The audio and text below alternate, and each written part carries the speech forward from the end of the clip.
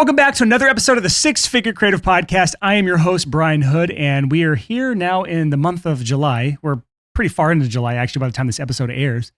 This is my time to reflect on something, and I want to challenge you, the listener, on this as well, or viewer if you're on YouTube right now for whatever weird reason. How do you feel about your year so far? This is like a good check-in point. This is like I call this like my second January. July is the time we have just entered the second half of the year, and we can look back on the first 6 months of the year and say, hey, how do we feel about this so far? Do we like this? Do we not like this? Are we happy about this? Are we not happy about this? And I don't want to shame anyone who doesn't feel great about their year so far, but this is a really good time to reflect and just think like, hey, if I'm not happy, what do I need to change in order to make the rest of my year the best year it's ever been? I've started doing this recently, and I actually operate in quarters, which is 4 per year. So I actually have 4 of these resets per year.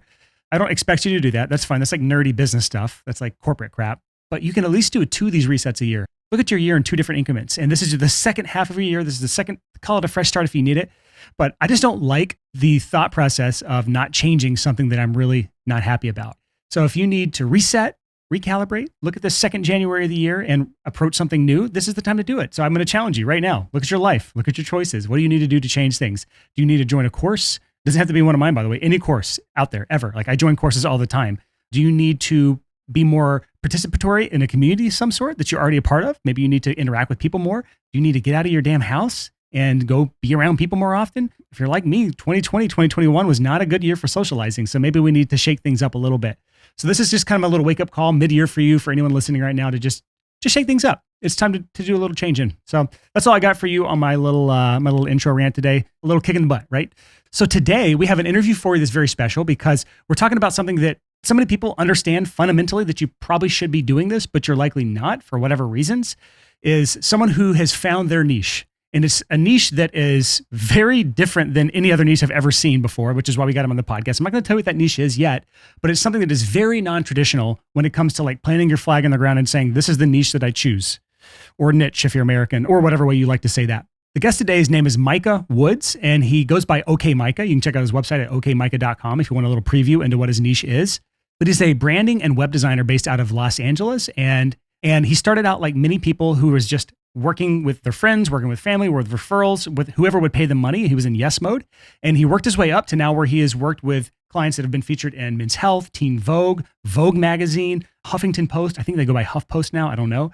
But he's doing some really cool stuff as a designer now. All of this can be credited to the fact that he chose a very specific niche. And he did this in a way that I usually don't say to try, which is he just said, this is my niche now. Hopefully this works. And it really did work for him.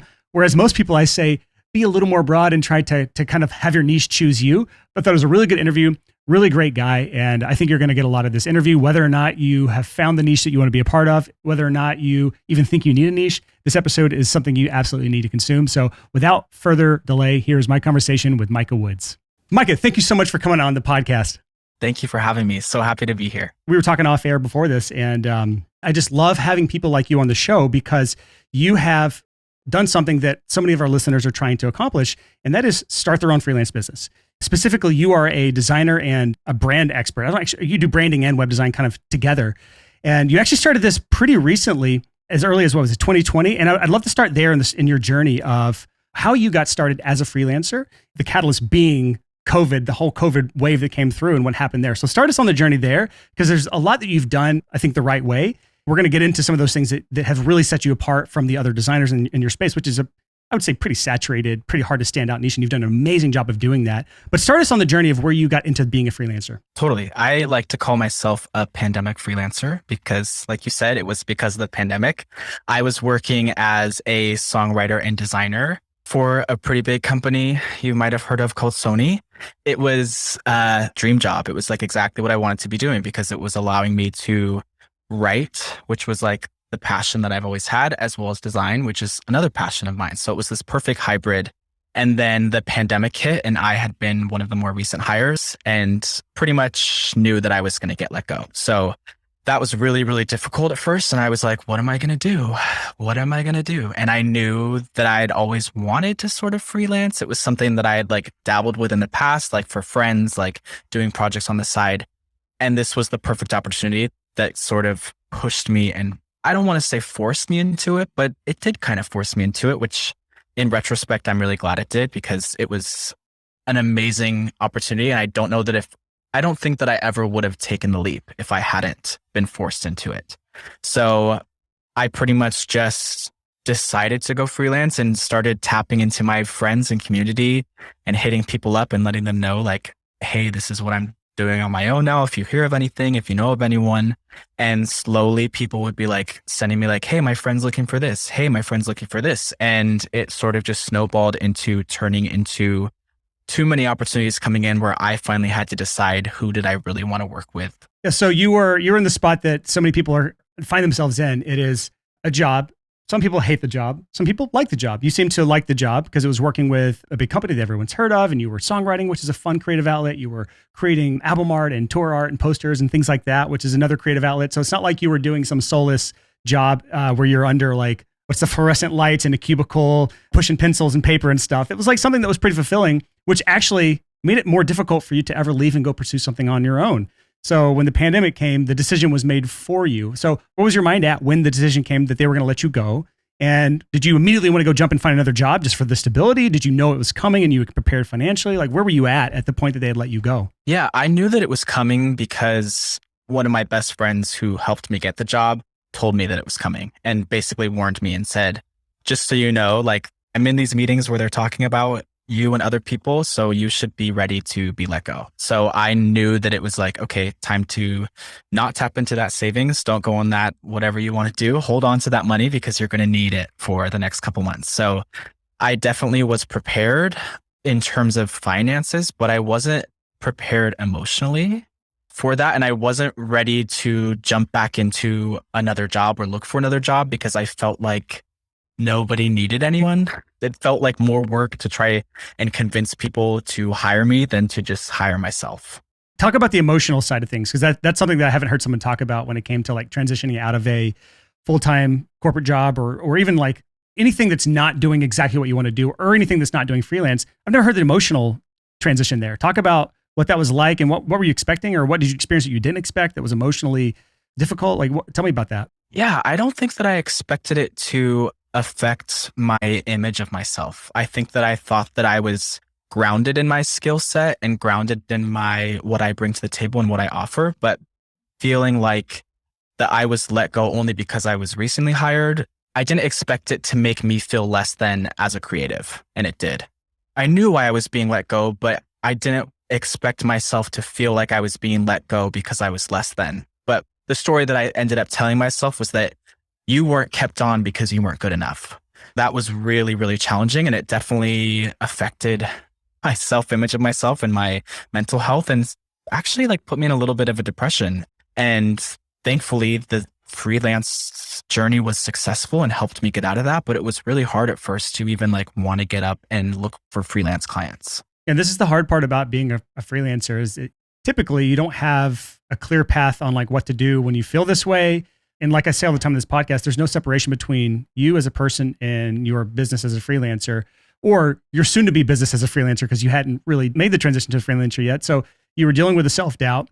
You didn't have like colleagues to talk to really because you had just been let go. Like it can feel lonely. So I want to just say just anyone that is feeling that right now, maybe you're doubting yourself right now. There's a time to feel it. And I don't want to say people just to shelf those feelings and shelf that, but you do get past it eventually. And it sounds like you did. What were some of the things that helped you get past the self-doubt, maybe the imposter syndrome, maybe the lack of feeling like you wanted to take action on something? Because there may have been a moment where you ate a pint of ice cream and cried or whatever. Like, I'm not saying that's what you did, but like some people, like they cope in different ways. So there might've been that moment of like, I'm going to let this like affect me in a really bad way. And then I'm going to move on. Or like, how was that transition for you? Yeah, I think it was allowing myself to feel that way and knowing that this too shall pass. And rather than like getting down on myself for feeling that way, or in the moments where I felt like I wasn't doing enough, rather than telling myself I wasn't doing enough, allowing myself to not do enough and just being accepting of it and not judging myself for feeling normal feelings that every freelancer feels. And even I feel like I just got over one where I was like, I am so uninspired and like, I don't have the energy to get up and do what I know I have to do. And I'm going to put it off today. And it's okay to sit down and check out for a day. Like give yourself this space. I think that was the best way that I could get out of it and the best way I knew how to get out of it. And I'm really grateful that I didn't judge myself for being human. That's the only way to get out of it. I think the worst thing you can do is beat yourself up for feeling that way, telling yourself your feelings are invalid and that you shouldn't feel this way. And that usually just makes you feel worse. And then you go to this downward spiral. So like giving yourself the freedom to say, oh, it's okay. I feel like shit right now. And I might feel this way for a little bit of time. And my coping mechanism is I'm just going to play video games, take my mind out of it and like not do any work. And I go through cycles too. Like I have an app on all my computers. It's called Rescue Time. I don't know if you've ever tried this out, Micah. It's amazing. I subscribe to the premium version, have been since like 2015 or 2016 maybe. The coolest thing is, this gives myself grace, is that I can see on there with like red lines that go down or green lines that go up, my productivity at a macro scale, meaning like when I zoom out, I can see how productive I am. And here's the funny thing is every year there is like a 2 to 3 month span where the red just bottoms out and it's just like non-productive time, wasted time on YouTube, wasted time playing video games. And I found that that's okay. I call it my recharge time. And I have to give myself grace when I'm in one of these funks where I don't get anything done. It's not the same as like being let go. But again, as creatives, we just have to accept that we're not going to be perfect all the time. And the sooner we accept that, the sooner we're going to get the freedom to be creative and feel inspired and keep moving forward. So let's talk about getting your first few gigs there, because that's a hard point, especially when you're in like a low point in your life when you just got let go from a job that you loved and the whole world's gone to shit a little bit because of the pandemic. And like, I don't know what the timeline is around this time, but it's probably, spring, summer 2020 when you started to shift to being freelance. What was it like trying to get your first few clients? Because some people, they might have tried the thing where they're going out and hitting up their friends and no one's seeing them work. But it seems fortunate that you did come from a background where you probably had a really good, robust portfolio to show off your work. You were really good at that point. And you still are at what you do and what you were doing then. But what was the experience like trying to get your first handful of clients? Because I feel like those are the hardest ones to get sometimes. It was really hard. I think that it was frustrating to feel like even the people that I would reach out to that would just ignore the email or ignore the text was the hardest part. And the first client that I had was actually my best friend's sister who was starting a company. And so that felt easy because it was like, okay, I already have a relationship with this person. They know who I am. They know the work I do. So there was a little bit less of a trying to convince them that I was worthy of the work. I think that I will say that was probably the hardest part of those first couple months, was just like trying to convince people that I deserved to work for them, even though I knew that I did. And I knew that I had the work to show for it. And they knew it. They just were like, who is this kid? Like, so I think that the hardest part was also remembering that like I could be creating work without having somebody tell me to create work. And I think that was what led to a lot of the work that I ended up getting, was just keeping myself going and making passion projects for myself and working on things on the side when there was nobody telling me to do it. And to just like have friends who were like, I'm thinking about doing this, and being like, I'll just create something for free. Like, I'm down. Like, let me show your work. And so like, let me create something for you. You need this. Like, I got you. Like, let me help you make your dreams come true, kind of sort of thing.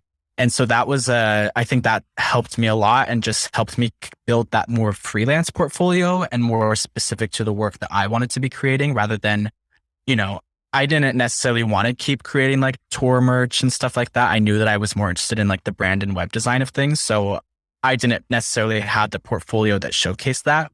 So I was forced to sort of do passion projects and do work for free or for like very little. Like my first freelance project, the friend of my best friend, she paid me like $500 for a full website and brand. And like in retrospect, I'm like, wow, she's so lucky. But it was what needed to be done. And like when she has friends starting brands or whenever they need assets and stuff, like they reach out to me, and obviously I charge them what I'm worth now. And she understands that. And I think is grateful for the fact that like, I'm also grateful that she took a chance on me in a way, even though she didn't really. But I try to also give that same courtesy in retrospect of like, you did take a chance on me and you're the reason that I'm even like kept going. So let's keep going. That's great. So you got the first client there. You were getting a bit of momentum. My first client, by the way, was also a friend of mine. It was somebody in my local area who I already had a relationship with. So there was already that know, like, and trust factor there that you have to build it up, which is really hard to do for your first handful of clients, especially if you haven't invested anything into content like social media or building a website or any way to really like sell without really having a one-to-one connection. So anyway, so you had this first client. I'm assuming that this led to referrals, which is obviously a good thing, but you were also out there doing work to get more clients on top of that? Because like, I know you knew this inherently because you're way more mature than most freelancers when they first start out. B, you'd already worked a corporate job and like, you knew what it was like to work at a high level. So you knew that you weren't just going to be like, I'm waiting around for clients to find me, which is the default thing that freelancers do. So what were you doing while waiting for work to come in order to get more clients? You were doing this free work, which I love because people are too proud to do that sort of stuff, or low paying work just to get the portfolio built up, because you were really completely moving services. You were going from like poster and merch, moving complete to a different like type of client, a different like niche, which we'll even get into your niche a bit more as we get into this. But yeah, what were you doing as far as like day-to-day actions? Because you didn't have someone managing you. That's the difficult part is being a freelancer. Is you don't have a manager there watching over your shoulder saying, all right, do this now, Micah. Totally. I think that, and this is what most people, when they're like, I want to go freelance, how do I find clients? I was messaging everybody and anyone. Post that friend, every client I got after that was somebody that I had just messaged and been like, hey, I'm doing this. I like what you're doing. Do you need anything? Hey, I noticed on your website, this is a little off. Like, would you be open to having me come in and redesign this? The amount of cold DMs that I sent and the amount of people that I just sort of like just showed that I cared about their brand and like did my research about their brand and noticed things that I do can help. That's when I noticed that the ball was really rolling, was when I would say for every like 60 to 70 DMs I sent, I maybe got 2 responses. But of those 2 responses, those became clients. So I think that was the hard learn, was that you just can't stop telling people that you want to work. And I think that that's something that a lot of freelancers forget, is the way to avoid the feast and famine is to like market yourself and continually tell people that you want to work. And I think that we forget that. And I forget that sometimes. And I'm like, I haven't posted on Instagram in 2 months. And so I know 2 months from now, I'm going to be like, damn, I need work. So it's so hard because we have so much to do. And like, there's so much more that goes into it than just like designing. We have to also be a business and constantly market ourselves and show up all day, every day. I call it the client acquisition tax. It's like when you're first starting out, it's like at least a 20% tax of your time and effort has to go into specific like client acquisition strategies. As you get bigger and as you get more referrals and you get a better client pool, that number falls down significantly. And for some people, it just goes to zero and you just have clients coming to you all the time. But people don't pay their client acquisition tax. And the work you do now trying to get clients is the clients are going to come in 2 to 3 months from now. So it's like, that's the feast or famine. It's like, I'm going to be broke in 3 months because I'm not doing anything right now. And people don't understand that. So with cold outreach and sending DMs to people, this is an area I see some people do successfully. I see some people struggle with, and I see some people refuse to do it. And I have mixed emotions about it. Did you feel like you were bothering people? Did you feel like, were you reluctant to start it? Or were you just like, I am going to make this work no matter what? I will do anything within my realm of morals and boundaries. I will do anything. And DMs, I'll do. Like, what was your thought process when you started doing that? Yeah, I don't think I cared that I was bothering people, but I knew that I was. But it was less important to me to worry about what they think and more important to me that like, maybe they actually will want this. And so I get DMs all the time on Instagram from people wanting to work for me or wanting to do work with me. That's like, okay, like, cool.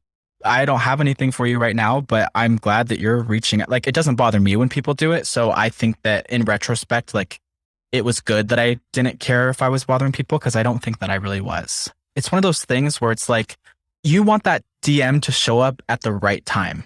It's not so much that the person is bothered by you DMing them. It's more so, is that DM coming into them at the exact moment that they are looking for you? And if it is, then they're going to reply, then they're going to reach out. And it's like, it feels like kismet for them, but you know it's not, because you're sending this to so many people. So you're doing the hard work to make sure that when you're reaching out to people, that they know you exist so that they can hire you, because they want to hire you if they need you. Some people may need your service and not even know it, or they know it and they're avoiding it. There's like a lot of things, like hiring a copywriter right now is one of those for me. I've done some research. I found some websites. I found a couple of copywriters. I got a little list together in my Evernote, but no one's reached out to me about copy. And if you looked at my website and maybe some of the emails I send out and you were a good copywriter, you would spot some opportunities to say, man, Brian, it's got a very large email list in regards to most people, like 30, 40,000 people. It's not a tiny email list. You're emailing all these people and your copy sucks, Brian. We could probably improve this a bit.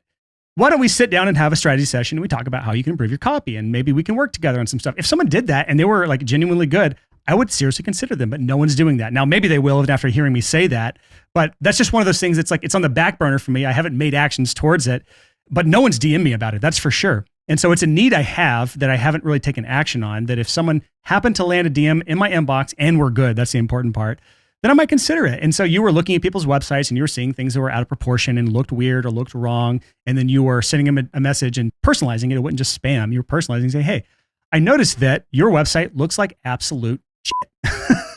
I'm joking. You didn't say that, but you're saying there's some things wrong with it. Have you ever thought about redesigning it? You know, I like that sort of approach. And the other thing that kind of stood out there is you're sending like 60, 70 DMs to get 1 or 2 clients.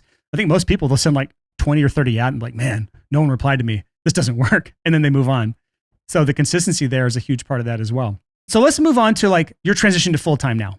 Somewhere in there, you kind of found a niche and you started planting your flag in the ground saying, this is what I stand for. This is my niche. This is who I'm going after.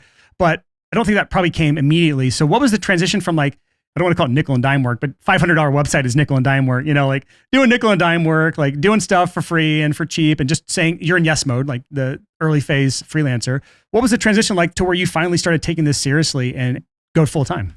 Yeah. So I think that the moment that I knew that this was a full-time gig was when I had people coming to me and I wasn't really needing to constantly be doing cold outreach. So when there came a point where it was like, actually, I don't have the bandwidth to take that on, that's kind of the moment that I was like, okay, wait, take a step back. You've built something here and you kind of have a wait list of people that want to work with you and who are coming to you. And so for me, that was the moment that I knew that I could be selective with who I wanted to work with. And I was noticing a trend in the people that I liked working with and that brought me joy to work with. So that's kind of when I realized that I wanted to niche down and really work with a very specific select group of people that felt like fun to me.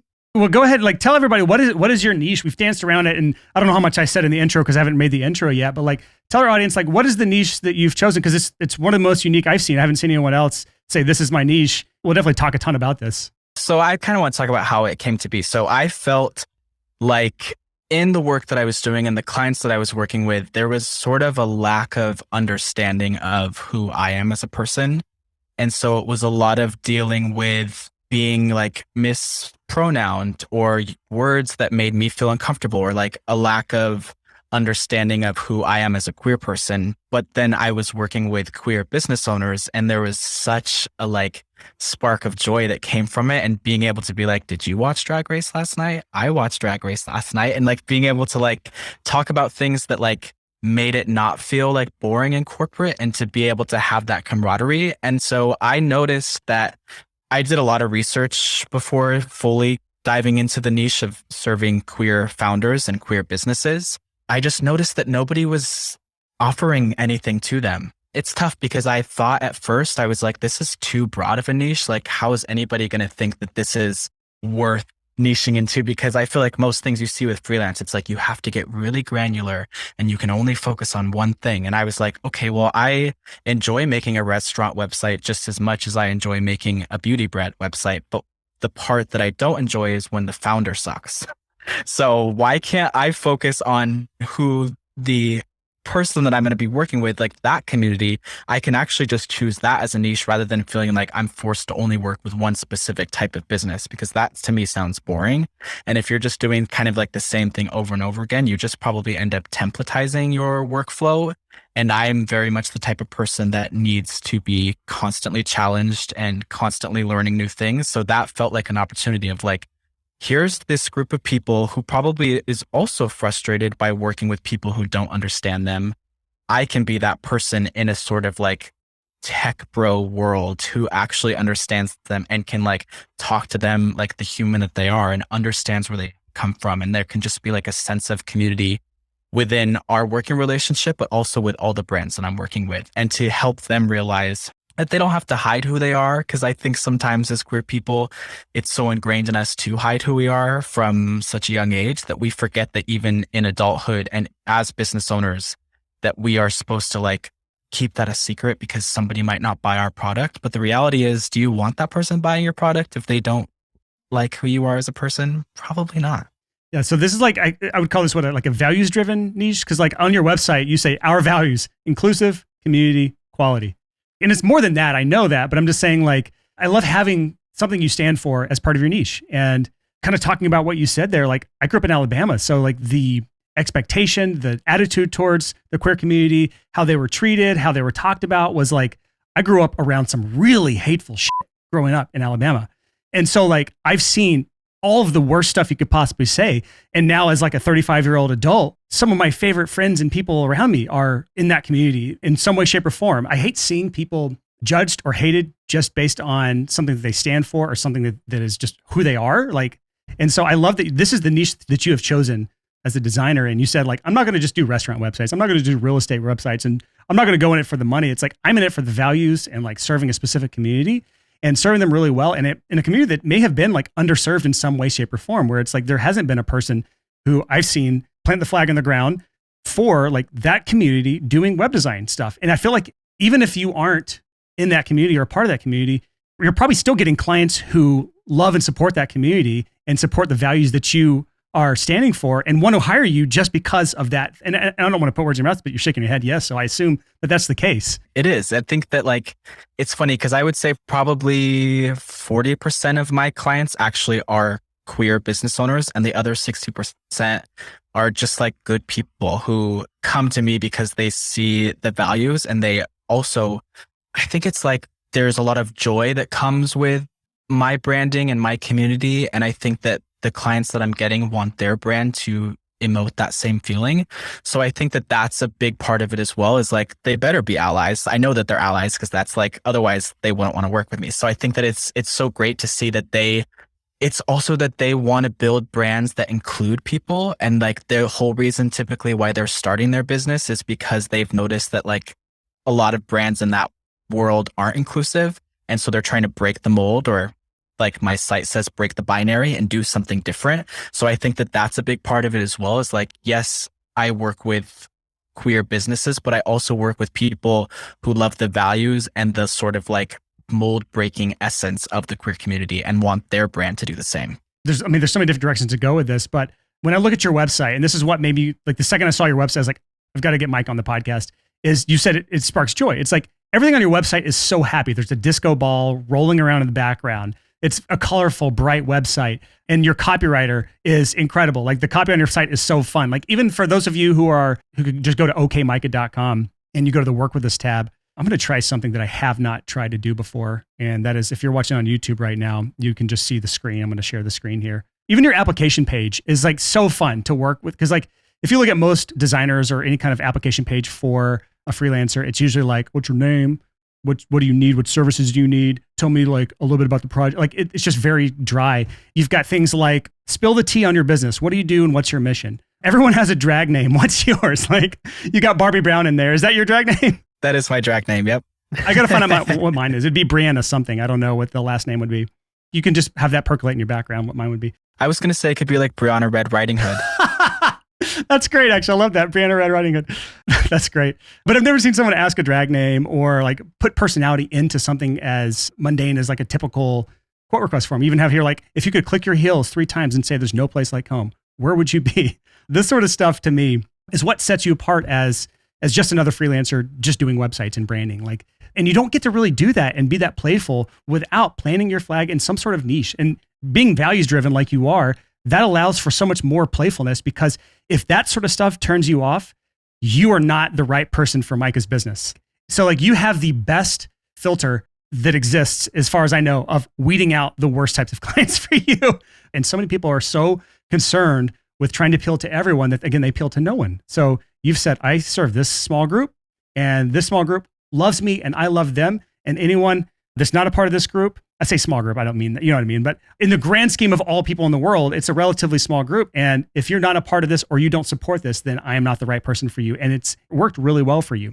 It's the best to not have to deal with bad people. How did you get from what I'd call your niche hypothesis to actually like moving forward with that? Because like to me, a niche hypothesis is like, I would do really well in this niche, or want to serve this market, or I want to work with these types of values, or I want to do this service. How did you go from this hypothesis that like, this is the community that could serve, but then this is also going to be a viable business? Because as freelancers, we have to have kind of the balance between like the business hat and, the service hat or the values hat. What was the process going from this hypothesis to reality? Yeah, I will be honest and say that I wasn't sure that it was going to work. And I don't want to say I was sure that it wouldn't, but I had a lot of doubt in it because it was so different than what anybody else was doing. But I just had this gut feeling that I knew who I wanted to work with and the type of people I wanted to work with. So I felt that by sticking to what I felt was the right thing to do was the right thing to do. But I will be the first to say that in the back of my brain, I was telling myself, you should be only working with beauty brands. You should only be, because that's what I saw everybody else was doing. So it felt really scary to go from hypothesis to reality, but I just went for it and knew that if it's going to work, it's going to work. And if it doesn't, we can always do what everybody else is doing because we know that works. So I think that it was less about knowing it was going to work and like trying to see if it was going to work and more of just like hoping that it would work because I wanted it to. And I think I put the horse before the cart a little bit and just sort of went for it and was like, hey, write the copy for this. Hey, design this. Like it was just like, let's build something and hope that people come. And I'm lucky that they did. I would say in a lot of cases, the building and then hoping doesn't necessarily work out well. But I think you listening to your gut in this instance was the right move. I feel like a lot of people, they may want to go a direction, but they're looking to their left and to the right and they haven't seen other people doing it. And that's the scariest place to be. It is unproven ground. You are now blazing new trails.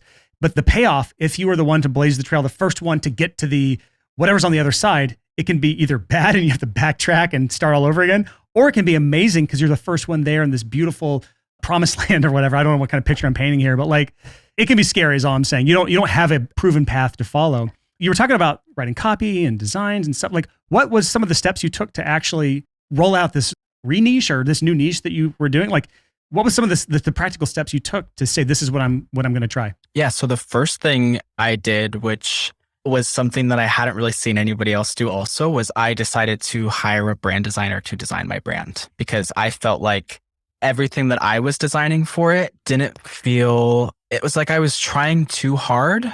And I felt like it was easier to have somebody else come in and see me for who I am. And like, it's easy for me to speak to the target audience and all of that, but I was struggling to take myself out of it. So it wasn't in line with what I knew that it should be. So I collaborated with a brand designer, Mackenzie Bird, who is absolutely amazing and did such a great job. And then from there, I hired a copywriter who happens to also be my partner, who's very, very talented and obviously knows me very well. I love his work and I hired him specifically because he doesn't do anything like anybody else and isn't afraid to be like extremely ridiculous and quirky and silly and like takes risks with copy, which a lot of copywriters I feel like don't do because they're like too afraid to like do something different, but he's not. And so I knew that he was going to be perfect for the job and also easy to hire somebody you love. So I knew that if I had somebody design a brand, I could turn that into a website. And I think that it was so much easier for me once they had sort of like done the sort of groundwork for me of like, here's the base, now take it and run with it. So it was so much fun to be able to like have those building blocks that I could then build off of and turn into what a lot of people see as the brand now. For anyone who hasn't been to okmicah.com, just go to the site and play around with it, especially if you're on desktop. Like when you move your mouse around, little animations happen. It's such a fun experience. And I'm pretty sure you're using Webflow for your website. I haven't seen that sort of animation stuff on any other platform besides Webflow. But for those of you who are listening right now who aren't web designers and understand Webflow, it's not something you just pick up in a day and run off with. It's pretty complex. I've tried to play around with it. It's not for me, which is why people like Micah have a job in doing this sort of stuff. So talk about some of the results that you've seen as you rolled this new brand out. Was it immediately like a smash hit? Was it like a slow burn? Like how did that whole thing pan out? Yeah, I'm lucky that it was a smash hit, but the reason that I think it was a smash hit was because of the sort of features that the site got. Webflow immediately after launching featured it on their showcase page, and like a few Instagrams showcased it, and like it was on like Landbook or whatever I think it's called. Like a lot of these like sort of where people go for website inspiration posted the site. So it was very quickly seen by a lot of people. And so the immediate response was like, we've never seen anything like this. Clients were coming to me and being like, I've the second I saw your website, I knew that I was supposed to work with you because I'd been looking for this. I'd been looking for this type of site and you have captured it. So I was really lucky that it was an immediate hit. And I will say that I still today have moments of like, am I doing the right niche? And then I have conversations like this or discovery calls with clients who just like reinforce like how special it feels and like the joy that it brings them. And it's like, yes, you're on the right path. Don't doubt yourself. Like you said, stop looking left to right and just like keep blazing that trail and being different. And I think as designers, we all have constant identity crisis where we just like want to change everything. And that's okay. I try to remind myself like you've built this brand and like have at this point brand recognition with it. It's not helpful to get rid of that and to change everything. And you have people wanting to work with you still, and you're still creating work that you love. So don't quit. It could be so easy for us as creatives to get so bored of our own stuff and want to reinvent the wheel like every 3 to 6 months. And it takes a very mature freelancer to look at themselves and think, it's only boring to me. It's only not fresh to me because there's still tons of people who this is the first time they're ever experiencing this thing that I created or this brand that I built or this business that I've done or this website that I've run the copy for or whatever. Like this is the first time experiencing it. So to them, it's brand new and fun and interesting. And I've just got to step back and realize that it's not about me. It's about them. It's about the experience that they're going through. It's about that client experience. So let's talk about some of the things that has helped since then bring in new clients. Because you said in another interview I heard you on, which is another awesome podcast for those who don't know, it's a podcast called Being Freelance. We found you on that podcast. So shout out to them. But you said that you had about 40% of your work came from referrals, which is a number that I see all over the place, actually. Around 30 to 50% seems to be the standard for most freelancers is just referral work from past clients or repeat work. But you said a big chunk of it is from Instagram. Is that from your personal account or your business account or a mixture of both? Yeah, mostly just my business account. When I first started the OK Micah Instagram, I knew that there was no way that I could manage both. Or like I didn't want to manage both. Like it felt like too much work to run to Instagram. So I decided to just go full in on the OK Micah Instagram and just let that be my life. And still to this day, friends are like, which one am I supposed to tag? And I'm like, I don't know. Either one. But I will say most of the business that I'm getting comes from the OK Micah Instagram. I've maybe had like one person go from Micah T. Woods into the OK Micah Instagram funnel. But yeah, mostly just the OK Micah Instagram. I imagine that because of the niche that you've chosen, it limits you, but also opens you up to the content you're creating. Because like you have a clear kind of direction that you would go after. This is the wonderful thing about a niche is focus. And when I see people who are very broad in what they're doing, their content creation, Instagram, if they're doing a podcast, if they're doing like YouTube or like longer form content or short form content like TikTok and Instagram, it's a struggle to create content that's relevant because you could talk about anything for anyone. And so you can't decide what to talk about. So talk about like how you come up with things that you're going to post online to grow that following for OK Micah's Instagram account. Yeah, I will say I totally agree. Like my niche allows me to, it made creating sort of my content strategy pillars so easy. You know, it was like, okay, so I can talk about community. I can talk about being a queer entrepreneur. I can talk about my services and how my identity services that community. So it was really easy for me to, and still is easy for me to create content fairly quickly. I think that I see a lot of designers like really struggle to come up with like, what should I be posting? What should I be doing? And I am lucky that I don't have that problem. Because I can be like, oh, it's the first day of Pride. Like, okay, create a quick post and post it and it'll do well because my community expects that from me and they want that from me. So it's so easy for me to like look at the month of June and see, okay, which days are special days? Or like, oh, Trans Visibility Week is coming up. I can create a post for that. Oh, look at this new queer business that's actually being inclusive of queer people, this new non-binary makeup line. Like I can talk about that. So it's so much easier for me to come up with content to create. And I also it's helping my audience find me because they're looking for that. And there's not a lot of people doing that. So if somebody types in the hashtag like queer business, my posts come up because that's what's like the algorithm is pushing. So it definitely makes my life easy in terms of social strategy. And it also helps with engagement because people aren't going to follow me unless they want that content. So when they're following me, they know what they're getting from me. And it only just like helps the algorithm. So nobody's following me and then not liking my posts. I mean, obviously people do, but there's definitely a sense of like, hey, what has he posted in a while? Like, what are they up to? That type of stuff. So it's fairly simple for me. And I try to tell my clients that too, of like, it's important for you to understand your values and the community that you're serving, because that will make every decision that you make in your business 10 times easier. If you try to stand for everything, then again, you stand for nothing and no one, which is a very difficult place to be. I'm looking at your Instagram feed right now, and it's like you also do something that I don't see people doing enough of, and you do a pretty good job of this, is spotlighting other people, not just it being about you. So I see on Juneteenth, you posted Black and queer brands to go support. You're helping your community by showcasing all these other brands to your following, which is easy and also the right thing to post for your social strategy. I see one for Queer Founder Spotlight, and probably people you've worked with or people you want to work with, which is a great strategy to do. It just opens up these opportunities that are relatively easy for you to come up with, because it's like, I'm going to spotlight these businesses. And so I just got to find the right ones that I can put my stamp of approval on to promote, that are doing the right things or the right type of people that I want to spotlight on here. And it's just like, to me, that's a great place to be. One of my favorite books, we've had the author on the show, is The Go-Giver. And this is kind of like that go-giver mentality of like helping other people, not being all about myself and me. It's about these other people that we're trying to help support or promote or include in our social feeds. With Instagram, do you have any sort of like strategy that you have found have been effective for growing a following? Because your personal one has, I don't know, 12, 15,000 followers, which is a substantial following.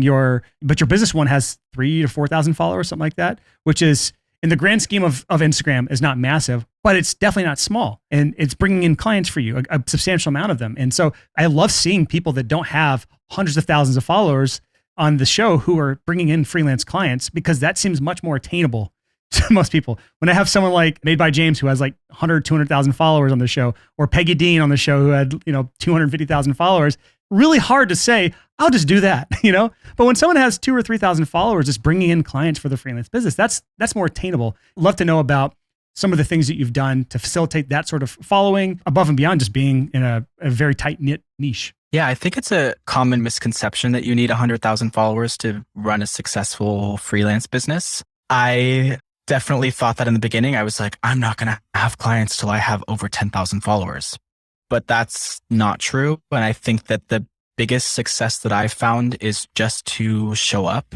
I think a lot of people forget that. Like, the number one rule of social media is that you're marketing yourself. So you need to be showing up as much and as often as possible so that people know you exist. The whole point is just the continuation of existing. And I will say that I think some of the best things that have come to me have been, like you said, giving and not hope. Obviously, you're hoping to get something in return, but like those Queer Founder Spotlight, that turned into a client from that. The spotlighting businesses, those businesses reposted my stuff and they have huge, massive followings. So it's just kind of like creating content for yourself, but also for your community, I think is the biggest thing. And I think that that's what's helped me gain the following as quickly as I have.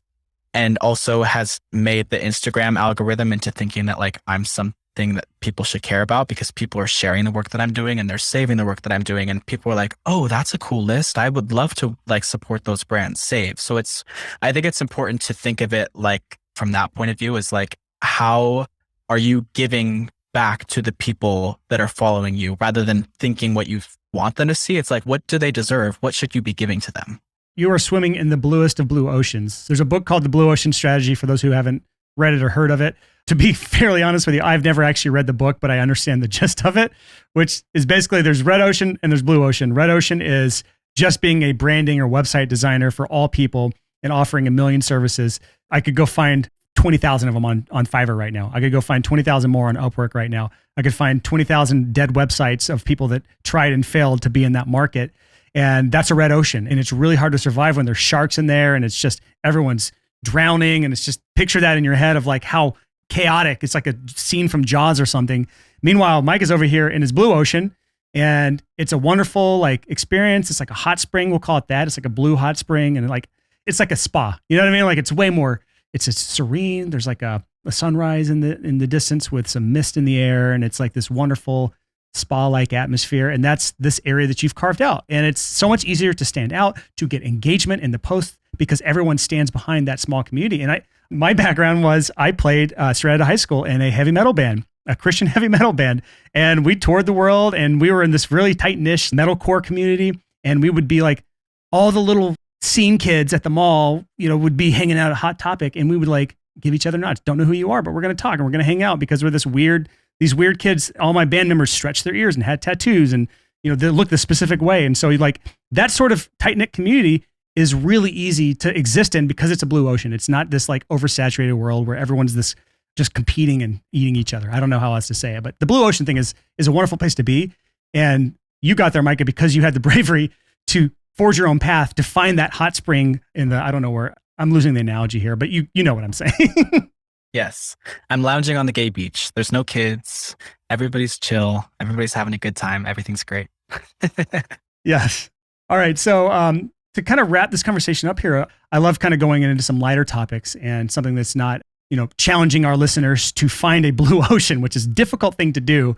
I like talking about tools and things. So let's talk about some of your favorite freelancing tools, things that you use and can't live without as a freelancer. Because again, we were talking beforehand, you're very business minded. I can tell this. I know our audience can tell this, but you're self-admitted, like a business owner, you naturally gravitate towards trying new things out and testing new things and being kind of like me, where I'm like a marketing nerd. I like to shelve the creativity for a moment and focus on the fun nerd tech stuff. So let's talk about that for a minute. What are some of your favorite tools as a freelancer you just cannot live without? I would say it's easy for me to think of it like in process. So the first tool that clients use with me and that I can't live without is Dubsado, which is that inquiry form that we looked at on the site is through Dubsado. It's a form, and then it sends me an email that says, hey, new lead coming through.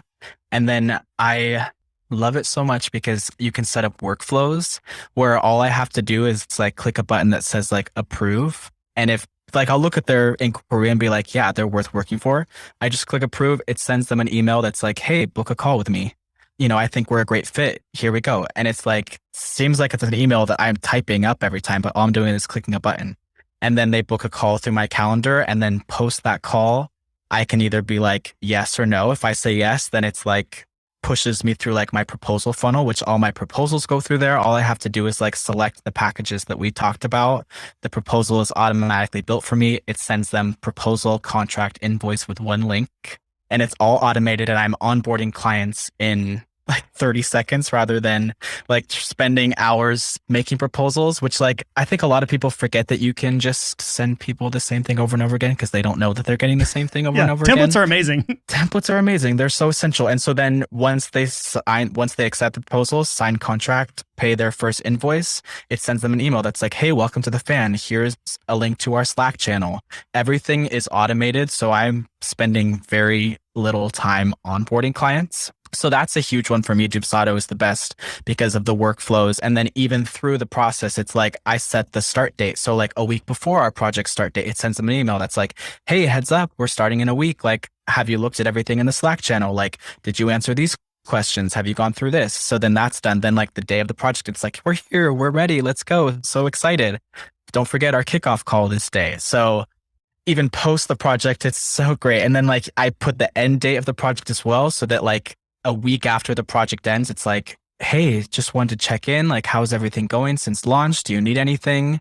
Hey, if you're feeling up to it, can you write us a review here? Gives it a link to the little form that they can fill out. And then again, I have it set up to do like a 30-day follow-up after that, where it's like, how's everything going? I still exist. And then like a 2-month. So like I'm following up with clients without even trying and just like reminding them that I exist, which I think leans into that referral system that I have set up. And then second tool that is my second brain is Notion. I can't live without it. I feel like people are either Evernote or Notion, and I feel like I leaned into Notion, and I tried so many things. I feel like I fell in love with Notion because it was the first tool that I felt like clients could manage easily on their own without me having to be like, okay, so now you're going to click here to look at this. It's like very intuitive for non-technical people. And it's easy to like check a box to like show things done and like set up a timeline for them to see. But I also took a really amazing course called the Notion Mastery, which is this woman, Marie Powlin, who is like the Notion god. I like to say she's incredible. And that course helped me to create a full dashboard for myself where like all my tasks are linked, all my projects are linked, everything. I don't have to think about anything. Like I can just be like new project, and then all the tasks get added to my timeline with exact dates and formulas and all of this complicated stuff that like if I hadn't had that course would have been confusing, but has made my life so much easier and like allows me to do things so quickly. And then, like if a client's late or giving me feedback or something, I just adjust the date and all of my to-dos get pushed back by a day. So Notion is a big one. I also think there's this great app called Markup, which I use for all my web design clients. And it allows you to actually put a link on there and then clients can comment directly on the website. So rather than being like, oh, can you adjust this? They can just click exactly with what they're seeing. And if they have the Chrome app as well, which I always tell them to do, it takes a screenshot so I can actually see what they're looking at, which has been such a game changer because it was so difficult before to like try and understand what exactly they were talking about, what they're seeing. Like I'm not seeing that bug, but you're seeing it. So like I can't fix something that I can't see. So that's been a big game changer for me. And lastly, Figma, which I am team Figma forever and will always be team Figma because it's such a game changer and it has replaced most of the Adobe suite for me. Yeah, for those who don't know the design world, Figma is basically like a competitor for pretty much anything Adobe, things like Photoshop and Illustrator and pretty much anything. And I've seen a lot of designers move to that. All of them. Yeah. And I think it's because it's nice to just have a all-in-one tool, because some of my issues with Adobe is like the shortcuts are different between the 5 different apps. So it's like trying to remember, like, is it command parentheses? Is it shift command? Like, it's just like too much. Where like Figma, it's like I can shortcut everything so easily. And I also think that like clients like it as well. It's easy to prototype in there so I can actually make what will look like their website in the design rather than like jumping straight into development and trying to get them to picture what it's like and like being like, and then this will move like this. It's like, I can show you what that movement will look like. So I would say that those are my tools. Those are my jam. And I've tried so many. You're speaking my love language now. It's like, I love nerding out about this stuff and just hearing you talk about Dubsado, even Notion. I've tried Notion. I can't get into it. Dubsado, I've never experienced that. I do have a coaching client that uses it and loves it. But I have been on the client end of Honeybook, which is kind of similar. And I loved that experience of just like a really well thought out timeline and the process and flow is nice. To me, this is like, I could go on a whole entire episode with you about these sorts of things, like setting up Dubsado, setting up Notion, courses and stuff, but we don't have a ton of time. But I would love to know kind of like going back to Dubsado, because you kind of went through all those. I need to go back and re-listen to this because like I love that flow you've already mapped out. How long did it take you to set all that up? Because it's a lot. It sounded like a lot of steps, a lot of automation, a lot of nerdy tech stuff, wizardry going on in the background. Like how long did it take you to get just Dubsado alone set up and ready to run in your business? So I had like a very simple version of Dubsado set up that was like working for me kinda. And then I had this girl, Fran, who runs a business called The Passions Collective, cold DM me and was like, hey, I noticed you use Dubsado. Like I am a Dubsado expert. If you ever want somebody to go full force with it, I would love to do that. So I hired her to build that really complex, robust system. First of all, cold DM working. It worked on you and it's worked for you as well. So both ways there, which is great. Can you give an idea of like timeline, how much it costs? Like just give me an idea for anyone who might be interested in setting up something like that, and maybe even give her a shout out so people can go hire her if they want something similar built out. Yeah. So Fran from the Passions Collective, the best. It was like a 2-week process. We started with a call where I just told her my client process and she just took a bunch of notes. And then from there, she pitched me like, here's the exact workflows I think we should set up. Here's how it would work. Here's what would make your life easier. Sort of speaking to like the pain points and the opportunities that we could take. And it was, I'm pretty sure she charged me like $1,600 in total, which like considering how much time she has saved me, she's not, Fran, if you're listening, you are not charging enough. You could absolutely charge more, because I think that if I had tried to do it myself, it probably would have taken me like a full 2 weeks of like sitting down 6 to 8 hours a day to make happen. And like, obviously she's an expert. It probably doesn't take her that long because she has all of this set up and she knows how it works, but it would have taken me that long. So it was worth paying that to then also have it now where all I have to do is push a button to do something that used to take me like an hour of a day. And like all this constant, like, where is this at? What's happening? It's like all of it just is done for me and I don't have to think about it. That's something I think too, sometimes we as freelancers forget, is like we can pay other people to do the things that we don't want to do. I was going to say that seems to be a trend for you, is like you hired a brand designer to do your stuff. You hired a copywriter to write your copy. You hired a Dubsado expert to set up all your stuff. So it's a one click to do all these amazing things. We didn't even get to talk about this, but you even hired a Pinterest manager to manage your Pinterest stuff, which we probably don't have time to get into today, but that's just a thing that you do. Is that just a natural move for you? Is like, I'm going to hire for this, or do you have to force yourself to do it? Like, what's your thought process around hiring? Yeah, it's pretty natural for me. I think that like I see value in not working. Yeah, that's actually a wonderful quote. It's like I don't want to do things that I don't want to do, so it's worth paying somebody to do it. So I think that it's very easy and natural for me. And I'm sort of seeing myself, even in the business, like progress towards more of a creative director and being like less hands-on and allowing the business to run without me kind of thing. And like allowing myself to do the things that I want to do. And I think it also is that like business mentality of like, there's a great book called like Rich Dad, Poor Dad. I don't know if anybody's heard of that, but it's incredible. And it basically just tells you that like the way like rich people think is like you can just pay somebody to do stuff and you don't have to, and like let your money work for you rather than like feeling like you have to do everything. So I think that I have that mentality in my business as well. Is like, I don't have to do everything, nor do I have to do things that I don't like. So it's worth letting somebody else do it right the first time rather than trying to figure it out for myself. Just pay somebody to do it well. I love that book. And it was one of my like early formative reads and like kind of shifted my brain about being an entrepreneur and specifically like investing in things like real estate. And in the real estate world, that book is legendary. Everyone has read that book in the real estate world, which is funny, but it really applies to any sort of business. This is a struggle for me, is like naturally hiring people to do things because I'm so self-reliant. I grew up so taking full responsibility for everything and I have to do it. There was a book I read, I can't remember the name of it, that kind of helped me line up all the tasks I do day to day. And it was like, it's like a column for all the things that you hate to do, all the things that you do that maybe you don't love, but take up time. And then the column of things that only you could do. And it's a surprisingly small amount of things in that third column. Oh, that's the other column, things that you're bad at. That was the other column. Getting rid of the things you're bad at or the things you hate to do are like the first two things that have to go. And sometimes you can just eliminate it and be like, I don't actually have to ever do this again and no one needs to do it. But then like, just hiring out help. It's so good to get this off your plate and in other people's hands, especially when they're better at it than you. Like you said yourself with Dubsado or Dubsado, I don't know how you pronounce it, but whenever you're setting that up, you were okay with it.